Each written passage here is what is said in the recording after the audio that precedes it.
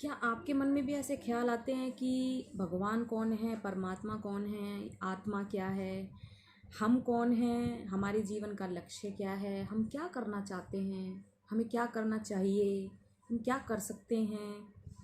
क्या आपके मन में भी ऐसे सवाल उठते हैं, लगातार उठते रहते हैं? क्या आप इनके सवालों के जवाब सही में ढूंढना चाहते हैं? अगर सही में आप इन सवालों के जवाब ढूंढना चाहते हैं तो ये वीडियो आपके लिए ही है।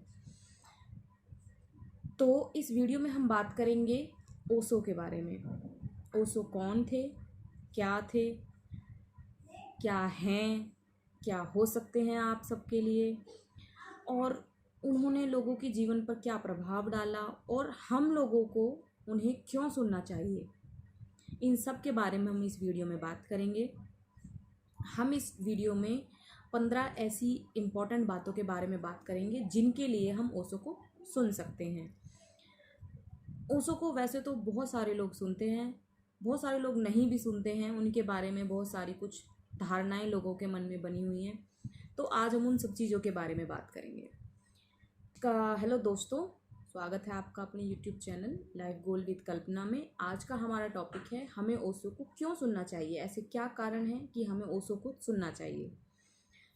सबसे पहले तो बहुत से लोगों को पता भी नहीं होगा कि ओशो कोई इंसान भी हैं या थे। कुछ को पता होगा तो उन्होंने यूट्यूब से, गूगल से सर्च करके उनके बारे में कुछ सुन लिया होगा, उनके बारे में कुछ धारणाएं बना ली होंगी। कुछ लोगों ने उनके कोट्स वगैरह पढ़े भी होंगे, कुछ एक आध उनकी ऑडियो सुनी भी होंगी, और कुछ लोगों ने उनको गहराई से भी सुना होगा। तो मैं ये वीडियो उन सब के लिए बना रही हूँ जो जानते ही नहीं हैं ओशो कौन है, और जानना क्यों चाहें उसके रीजंस मैं आपको दूंगी कि आप उनको क्यों सुने, क्या कारण है जो आपको उनको सुनना पड़े। खूब बढ़िया लाइफ चल रही है हमारी, हमें क्या ज़रूरत है किसी और को सुनने की। तो हम उन 15 मेन रीजंस के बारे में बात करेंगे जिनके वजह से हमें ओशो को सुनना चाहिए। तो हम सबके पास 24 घंटे होते हैं, हम सबको 24 घंटे मिले हैं, सबको बराबर टाइम मिला है, जिसमें से हम 8 से 9 घंटे सोने में निकाल देते हैं, 3 से 4 घंटे हम नहाना धोना, खाना पीना, इन सब चीज़ों में निकाल देते हैं, 8 से 9 घंटे हम रोज़मर्रा की जो हमारे काम हैं, जो हमारी रोज़ी रोटी है, उसको कमाने में निकाल देते हैं, बच्चों को पालने में, इन सब चीज़ों में निकाल देते हैं। अब उन 3 से 4 घंटों में या तो हम इधर उधर की बातें करते हैं, औरतें होंगी तो इधर उधर की चुगलियाँ लगाएंगी। बस हमारे पास ले दे के वो 4 घंटे ही बचते हैं एक दिन के, जिनको हम प्रोडक्टिव बना सकते हैं। यानी कि हमने अपने 24 घंटे में से 20 घंटे तो ऐसे ही निकाल दिए। जो हम कह रहे हैं कि हम जी रहे हैं, हम लाइफ जी रहे हैं, क्या जी रहे हैं हम? 24 घंटे में से 20 घंटे तो हमने ऐसे ही निकाल दिए। हम क्या जी रहे हैं? 3 से 4 घंटे बचे, उस 3 से 4 घंटे में भी हमने इधर उधर की बातें कर ली, उसकी चुगली लगा ली, उसकी बात कर ली, उसकी बुराई कर ली, उसके बारे में बिचिंग कर ली, इन सब में निकाल दिया। तो हमने जिया क्या? आपने कभी सोचा है इस चीज़ के बारे में कि हमने लाइफ कब जी? 24 घंटे में से हमारे पास 10 मिनट भी नहीं होते अपनी लाइफ जीने के लिए। 10 मिनट कभी बैठ के सोचना, एक पूरे दिन पर एनालिसिस करना और सोचना कि हमारे पास 10 मिनट भी नहीं है अपने लिए। क्या करेंगे हम इतना भाग के? कहाँ जाएंगे हम इतना भाग के? क्या मिल जाएगा भाग के हमें? जब एक दिन हम मर रहे होंगे ना, तो हम मरते टाइम सोच रहे होंगे कि यार अपनी लाइफ यूं ही गवा दी, कुछ मिला नहीं। बहुत कुछ मिल सकता था और पूरे जीवन को हमने ऐसे ही गवा दिया। तो जो लोग इस चीज़ के बारे में सोचते हैं कि हम क्या कर सकते हैं अपनी लाइफ के लिए, 3 से 4 घंटे में हम अपने लिए क्या कर सकते हैं, ऐसा क्या कर सकते हैं कि हमारी लाइफ में कुछ अच्छा बदलाव आ जाए, तो जो सच में इस चीज़ को करना चाहते हैं, इस चीज़ को अनुभव करना चाहते हैं, ये उसी के लिए है। वही इनको सुनेगा, वही ओशो को जानना चाहेगा। अदरवाइज़ तो ये वीडियो बाकी लोगों के लिए नहीं है, जिनकी लाइफ घिसी पिटी लाइफ चल रही है, जो अपनी लाइफ को ऐसे ही चलाना चाहते हैं, उनके लिए ये नहीं है। वो अपनी लाइफ को चलाते रहें। बाकी जो लोग सच में ये जिज्ञासा रखते हैं कि आखिर हमारी लाइफ का पर्पज़ क्या है, क्या चाहते हैं हम अपने जीवन से, क्या लक्ष्य है हमारे जीवन का, लक्ष्य क्या है? हम पैदा होते हैं, मर जाते हैं, इस बीच के टाइम पीरियड में हम चाहते क्या हैं? तो जो ये जानना चाहता है उसके लिए है ये वीडियो, उसके लिए है ओशो। तो ओशो की वीडियो को जानने के 15 रीजंस पे हम बात करते हैं। तो सबसे पहला रीज़न क्या है? जो जानना चाहता है कि जीवन का लक्ष्य क्या है, जो अपने जीवन का लक्ष्य जानना चाहता है, वो ओशो को सुन सकता है। बताने को तो मैं भी बता सकती हूँ, लेकिन स्वयं उस इंसान से सुनना जिन्होंने अपने जीवन में बहुत कुछ अनुभव कर लिया हो, वो अलग ही लेवल की बात होगी। तो शॉर्ट में मैं आपको उनकी बहुत सारी बातें आगे लाती रहूँगी, लेकिन अगर आपको उन्हीं की वाणी उन्हीं के मुख से सुननी है तो आपको उनको सुनना ज़्यादा बेटर रहेगा। तो जीवन का लक्ष्य क्या है, हम इस जीवन में क्यों आए हैं, क्या कारण है हमारा जन्म लेने का, तो इस सब चीज़ का जवाब सुनने के लिए हमें ओशो को सुनना चाहिए। नंबर 2, धर्म को जानने के लिए आप इस गलतफहमी में मत रहना कि जिसको आप धर्म मानते हैं वो धर्म है, वो संप्रदाय है। मैं हिंदू हूँ, मैं मुसलमान हूँ, मैं ईसाई हूँ, मैं पारसी हूँ, ये सब संप्रदाय हैं। मैं बौद्ध हूँ, मैं जैन हूँ, ये सब संप्रदाय हैं, धर्म नहीं है। धर्म तक पहुँचाने के रास्ते हो सकते हैं, अगर सही तरीके से हमने इन संप्रदायों को यूज़ किया तो ये हमें धर्म तक पहुँचा सकते हैं। धर्म सबका एक ही होता है, इन सभी संप्रदायों को आखिर में जाकर एक ही धर्म बनना होता है। तो कभी भी आप ये मत कहना कि मैं हिंदू धर्म से हूँ, मैं हिंदू संप्रदाय से हूँ, मैं मुस्लिम संप्रदाय को मानने वाला हूँ। तो धर्म को जानना हो, धर्म के बारे में सही जानकारी लेने के लिए आपको ओशो को सुनना चाहिए। नंबर 3, वो बहुत बड़े फिलोसोफर थे, यानी कि बहुत बड़े दार्शनिक थे।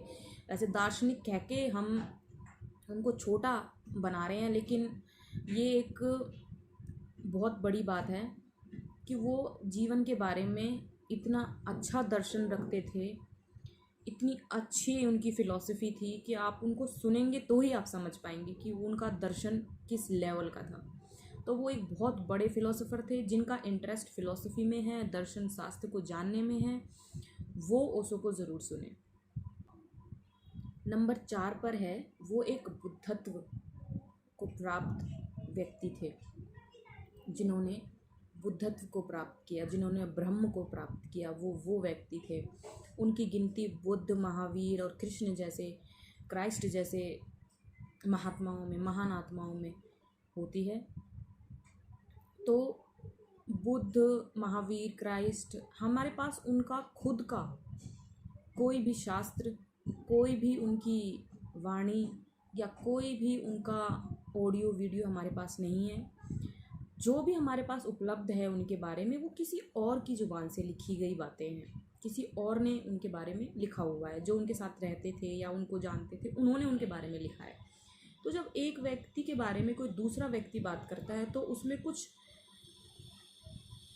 कुछ चेंजेस ज़रूर आएंगे थोड़े बहुत, लेकिन जो खुद ने, उस इंसान ने कुछ अपने अनुभव शेयर किए हैं, अपनी बातें खुद अपने मुंह से कही हैं, तो वो ऑथेंटिक होंगी, उनकी सच्चाई जो है वो सबसे ज़्यादा होगी, जो उनकी प्योरिटी होगी वो सबसे ज़्यादा होगी। तो उन सब के बाद ओशो ही एक ऐसे महात्मा, ऐसे प्रबुद्ध, ऐसे बुद्धत्व को प्राप्त व्यक्ति थे जिनकी वाणी उन्हीं की जुबान में हमारे पास उपलब्ध है।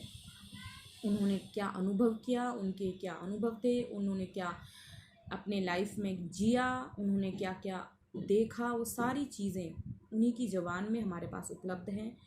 तो इससे बढ़िया source of knowledge, source of information हमारे पास कहीं और हो ही नहीं सकती।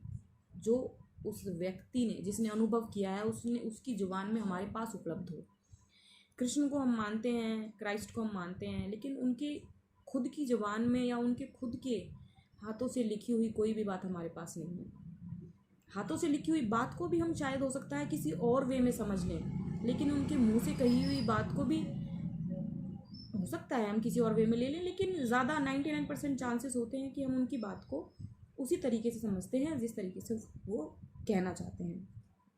कि जो उनके अनुभव थे वो हमारे पास ऑडियो वीडियो में उपलब्ध हैं।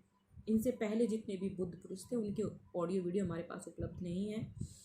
हाँ, हमारे नंबर 5 पर है, हमने ओशो के बारे में किसी और से कुछ सुन लिया, या हमने गूगल सर्च कर लिया या कुछ जान लिया या हमें कुछ ऐसा जानने को या सुनने को मिला जो हमें लगता है, जो हमारे मन में उनके लिए कुछ अलग ही धारणा बना देते हैं, तो उस चीज़ का खंडन करने के लिए हमें ओशो को खुद उनकी ज़बान से सुनना चाहिए।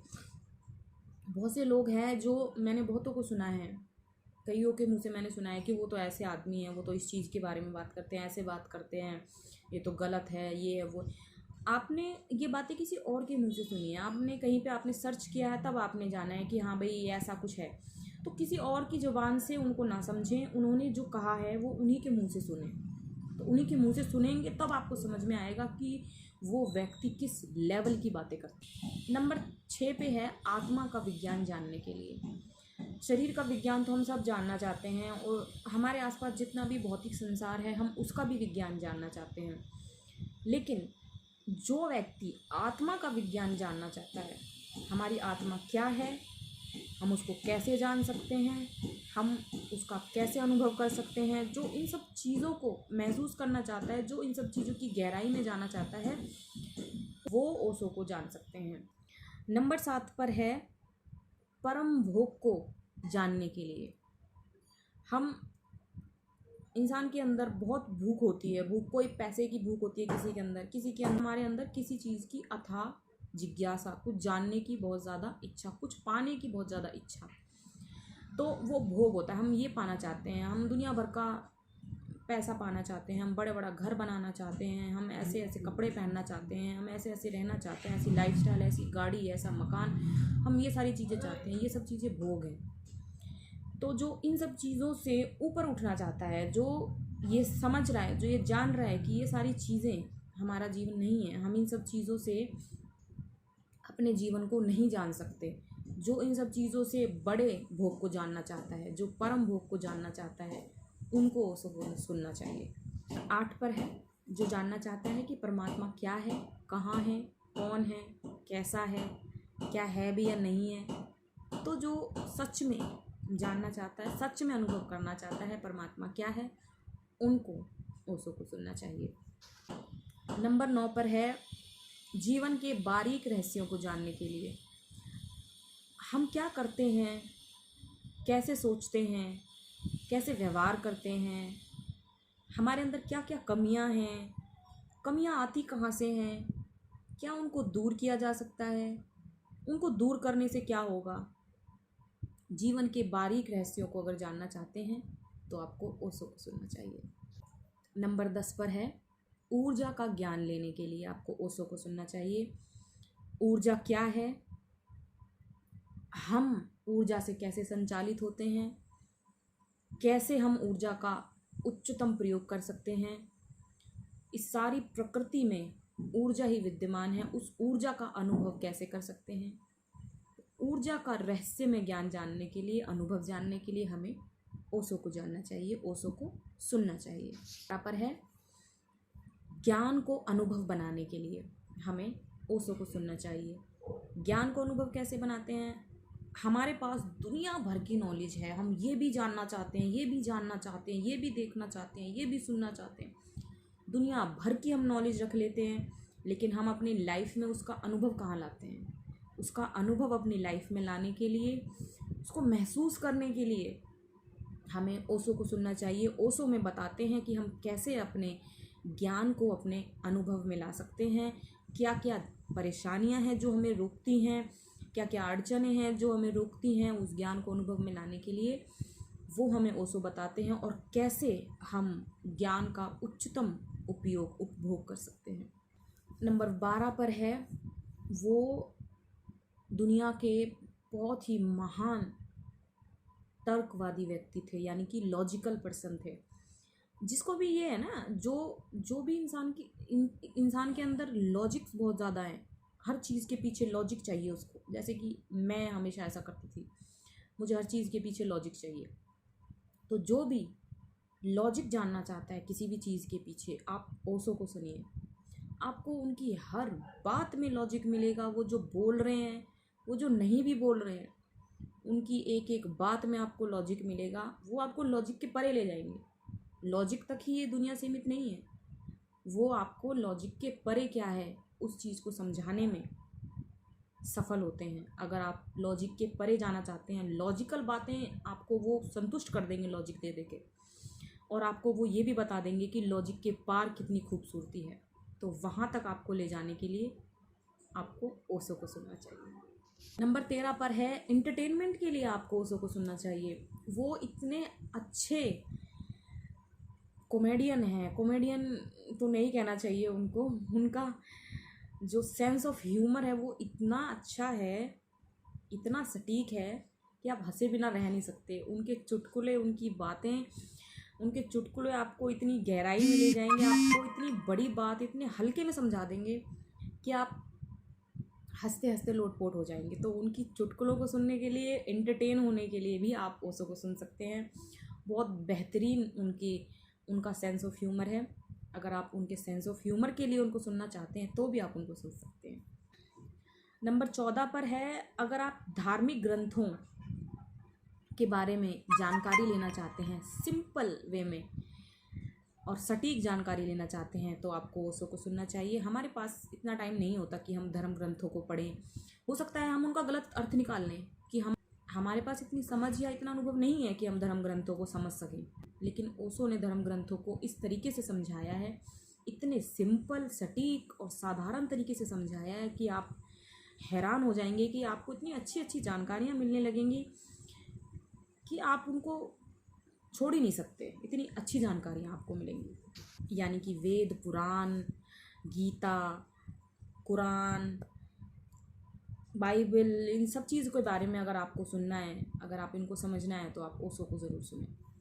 नंबर 15 पर है, बुद्ध पुरुषों के बारे में अगर आप जानना चाहते हैं, जैसे कि कृष्ण भगवान हो गए, बुद्ध भगवान हो गए, महावीर भगवान हो गए, या कबीर हो गए, रविदास हो गए, या अपने जरथुरिस्ट हो गए, किसी भी बुद्ध पुरुष के बारे में, किसी भी धर्म संप्रदाय के बारे में, उनकी खूबसूरती के बारे में अगर आप जानना चाहते हैं, उनकी रोचक कहानियों के बारे में अगर आप जानना चाहते हैं, तो ये थी 15 जो मुझे लगता है इम्पॉर्टेंट बातें कि आपको ओशो को क्यों सुनना चाहिए।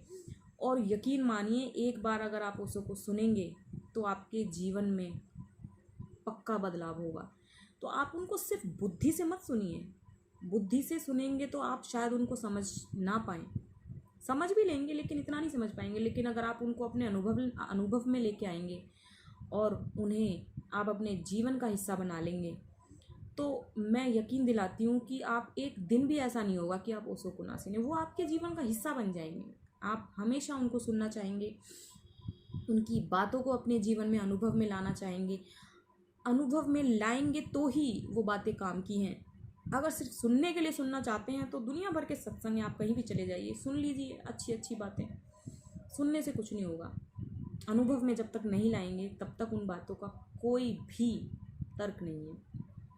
तो थैंक यू। अगर आपको मेरी बात अच्छी लगी, 15-20 मिनट अगर आप मुझे सुन सकते हैं, इसका मतलब ये है कि आप ओशो को भी सुन सकते हैं। Thank you.